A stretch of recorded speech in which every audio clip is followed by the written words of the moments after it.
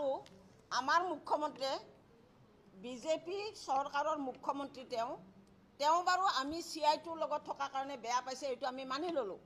কিন্তু ভাৰতবৰ্ষৰ বিভিন্ন ৰাজ্যত CI2ৰ লগত থকা অংগনবাদীত তেওঁলোকৰ মুখ্যমন্ত্ৰীবিলাকে অতিৰিক্ত মাননি আদায় দিছে। গতিকে তেওঁৰ আচলতে দিব মানে ইচ্ছা নাই, তেওঁ চালে বেৰে কোবাইছে আৰু ভয় খাইছে। তাৰমানে অসমত 1,21,000 যদিও 3টা সংগঠনৰ ইতিমধ্যে জন্ম হৈছে, তাতে খুব কম তাকৰীয়াভাৱে আছে। আমাৰ লগত মিনিমাম 50-60 হাজাৰ অংগনবাদী কৰ্মী সহায়িকা আছে, লগত আমাৰ পৰিয়াল আছে, লগত আমি যি এলেকাত কাম কৰোঁ তেওঁলোক আছে, কাৰণ আমাৰ ৰাইজখনে আমাক খুবেই ভাল পায়। গতিকে এতিয়া মুখ্যমন্ত্ৰীয়ে এই ভোটৰ বতৰত মোৰ অনুভৱ নিশ্চয় ভয় খাইছে যে এইসকলে আমাৰ ভোটৰ অংকত কিবা প্লাছ মাইনাছ কৰে নেকি। আৰু মই এই চেগতে আপোনালোকৰ জৰিয়তে কৈছোঁ, যদি মানে ভৰিত হুল সোমাই হুলেৰেহে ওলায়। গতিকে পুনৰবাৰ মুখ্যমন্ত্ৰীক ধন্যবাদ জনাইছোঁ। আৰু তেওঁ এটা কথা কৈছে যে মোৰ লগত আলোচনা কৰক, CI2ৰ লগত ওলাই আহি তেওঁৰ লগত আমাৰ তৰফৰ পৰা বহুবাৰ আলোচনা হৈছিল। মই নিজে তেওঁৰ লগত আলোচনাত ভাগ লৈছিলোঁ। CI2ৰ বেনাৰ লৈ বঙাইগাঁৱত যোৱা 2021 চনৰ 19 নৱেম্বৰত তেওঁৰ লগত মই মিলিত হৈছিলোঁ। আমাৰ এটা অসম ৰাজ্যিকৰ সজাতি দল, মই মোৰ লিডত আছিলে। তেতিয়াতো তেওঁ সেই কথাটো ক'ব পাৰিলে হয়, তেওঁতো তেতিয়াও সেইটো কথা কোৱা নাই। বৰঞ্চ আমি বিচৰা মতে তেওঁ দাবী আমাৰ সেইটো তেতিয়া পূৰণ কৰিছে, এককালীন সুবিধা। গতিকে এনেকুৱা চালে বেৰাই কোবাই কথা ক'ব নালাগে। আৰু যোৱা 12 জানুৱাৰীত আমি তেওঁলৈ চিঠি প্ৰেৰণ কৰিছিলোঁ, মহাশয় অনুগ্ৰহ কৰি আপুনি অলপ সময়ৰ কাৰণে আমাক সাক্ষাৎ দিয়ক। তাৰপিছত তেওঁ সাক্ষাৎ নিদিয়াৰ কাৰণে আকৌ দিছপুৰত সেই মাহৰে 18 নে 19 তাৰিখে আমি গ'লোঁ, গৈ পেলাই তেওঁক লগ নাপায়। আমি বৰ্জন কিয় কৰিম? গণতন্ত্ৰটো মানে বৰ্তাই ৰাখিব লগা হ'লে আমি ভোট সাব্যস্ত কৰিব লাগিব।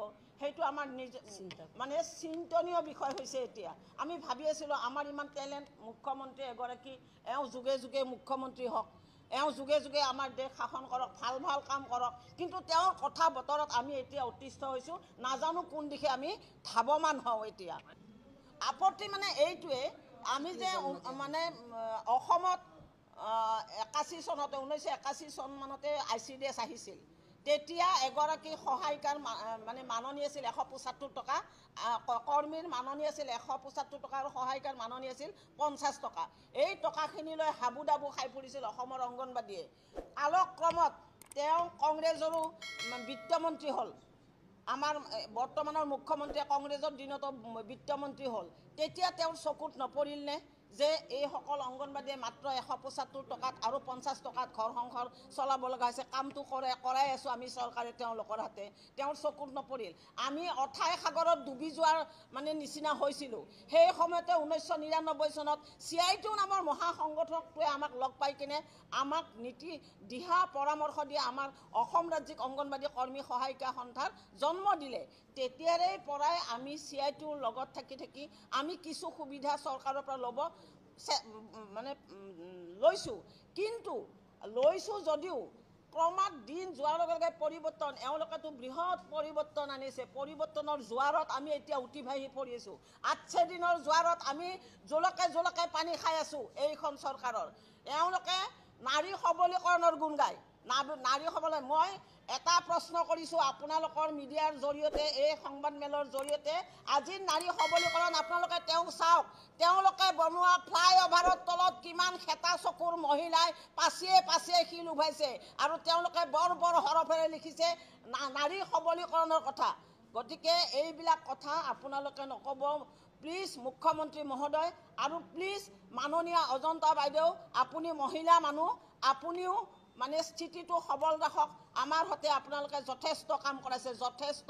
আপোনালোকে জানেনে নাজানে নাজানো, যোৱা ছেপ্টেম্বৰ মাহত দেওবাৰেও আমাৰ হাতে টকলা গছ পুতাইছে এইখন চৰকাৰে।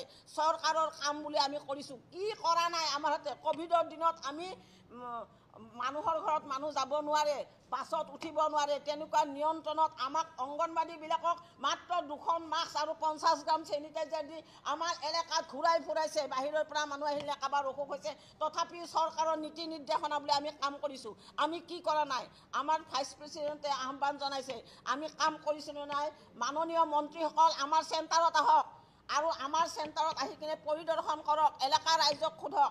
তথাপিও আপোনালোকে চালে বেৰে কোবাই কথা নক'ব, মাননিখিনি বৃদ্ধি কৰাৰ কথা ভাবক আমি পুনৰ ন উদ্যমেৰে কাম কৰিম আজিৰ শিশু কালিৰ নাগৰিক কৰি আমি যত্ন কৰিবৰ প্ৰয়াস কৰিছোঁ গতিকে এই প্ৰয়াসত আপোনালোকে আমাক সঁহাৰি জনাওক ধন্যবাদ অঞ্জলি বাইদেউ কওক যিগৰাকী মানুহে আমাৰ খোৱা চিন্তা কৰা নাই অকল ইমান সাধাৰণ কথা এটাত আপুনি মাননি দিব পৰা নাই এটা কওক যে মাননি দিব পৰা নাই দিম আপুনিতো ধাৰে দিনে চৰকাৰ চলাই আছে চবেই গম পায় ধাৰ কৰিও আমাক দিয়ক আঁচনিকে আঁচনি ওলাইছে আঁচনিৰ অভাৱ নাই এতিয়া অসমত কিন্তু আমাক কি কৰিছে আপুনি আমাক কি কৰিছে আমি বিএলও কৰিব লাগে আমি এনআৰচি কৰিব লাগে আমি পলিঅ' কৰিব লাগে আমি কি পাইছোঁ আৰু আপুনি বজাৰখনত জুই জ্বলাই দিছে মন্ত্ৰী মহোদয় মুখ্যমন্ত্ৰী মহোদয় আপুনি আমাৰ মানে মুৰব্বী অসমৰ মুৰব্বী পুনৰবাৰ আপোনাক কৈছোঁ এনেধৰণৰ আপুনি